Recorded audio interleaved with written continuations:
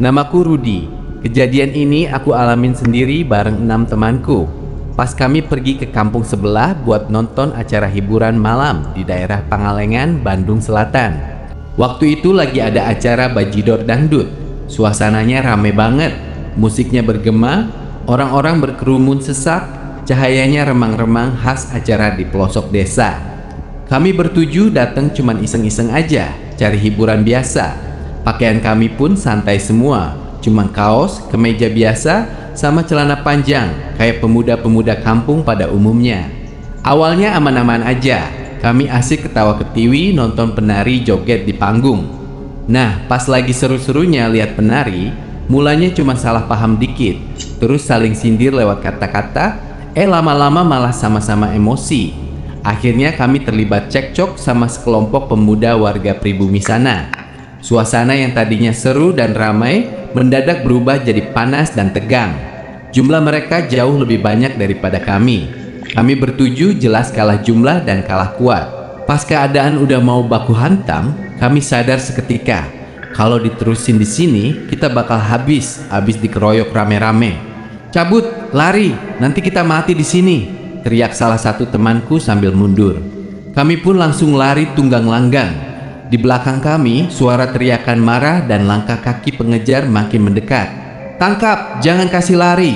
Teriakan itu bikin jantung rasanya mau copot. Kami lari keluar dari lokasi acara, masuk ke jalan setapak yang gelap gulita, terus memencar masuk ke area perkebunan, kebun dan sawah warga demi nyelamatin diri. Ada yang sembunyi di balik rimbunan teh, ada yang masuk ke tengah hamparan sawah, ada yang ngumpet di tumpukan jerami kering. Nah, aku lari sekuat tenaga sampai ketemu satu pohon besar. Batangnya gede banget, tingginya menjulang dan dahan-dahannya rimbun meneduhi bawahnya. Tanpa pikir panjang, aku langsung memanjat setinggi mungkin, terus duduk diam bersembunyi di antara dahan yang lebar. Badanku tertutup rapat oleh dedaunan tebal. Di atas sana aku bertahan, napasku tahan sebisa mungkin. Keringat dingin udah membasahi seluruh badan. Aku takut banget kalau turun malah ketangkep terus dihajar. Aku bertekad bakal nunggu di situ sampai keadaan aman atau sampai pagi datang. Lama-kelamaan suara-suara teriakan dan kegaduhan itu makin menjauh, makin pelan, sampai akhirnya hening total. Suasana berubah drastis banget. Yang tadinya berisik dan ramai, sekarang sunyi senyap seolah nggak ada kehidupan sama sekali. Gelap pekat, nggak ada bulan, nggak ada bintang. Cuman ada suara angin yang menggesek daun-daun pohon. Suaranya mendesis panjang, bikin bulu kuduk langsung berdiri semua. Nggak tahu jam berapakah itu, rasanya udah tengah malam banget. Udara dinginnya menusuk sampai ke tulang belulang. Aku masih diam terpaku di atas pohon. Mataku awas mengamati sekeliling dari ketinggian. Dari tempat aku duduk, pandangannya lumayan luas ke arah bawah. Pas aku natap ke arah tanah lapang kosong yang ada di bawah sana, sekitar beberapa meter dari pohonku, aku melihat sesuatu yang bikin aku hampir jatuh dari dahan. Dari permukaan tanah yang gundul dan kosong itu, perlahan-lahan keluar asap tebal berwarna putih bersih. Bukan asap pembakaran biasa, tapi putihnya bercahaya samar, kontras banget sama kegelapan malam. Asap itu naik ke atas pelan-pelan, terus berputar-putar, menggulung-gulung makin padat, dan di depan mataku sendiri perlahan berubah bentuk. Asap itu menyusut, memadat, dan terbentuklah jelas sebuah sosok wanita. Wanita itu rambutnya panjang terurai jatuh sampai ke punggung, berpakaian serba putih panjang dan bersih menutupi seluruh tubuhnya. Wajahnya samar-samar tertutup kabut tipis, tapi kelihatan tenang dan dingin. Dia diam sebentar, melayang sedikit di atas permukaan tanah. Terus tiba-tiba dia melayang terbang pelan banget naik ke atas, terus melesat menghilang ke arah mana aku nggak tahu, lenyap di telan kegelapan malam. Aku kaku beton di tempat, mulutku kututup rapat pakai tangan biar nggak teriak. Jantung rasanya berhenti berdetak sejenak. Aku yakin betul aku nggak mimpi. Mataku melihat itu dengan sangat jelas. Aku tetap bertahan di atas pohon, dingin, lelah, takut, semuanya campur jadi satu. Waktu berjalan rasanya kayak berabad-abad lamanya. Aku nunggu terus, gak berani turun sedikit pun, sampai akhirnya langit di timur mulai kelihatan agak kelabu, tanda pagi mau datang. Belum lama sebelum suara azan subuh berkumandang, aku natap lagi ke arah tanah lapang tadi tempat sosok itu muncul. Dan astagfirullah, sosok itu kembali lagi.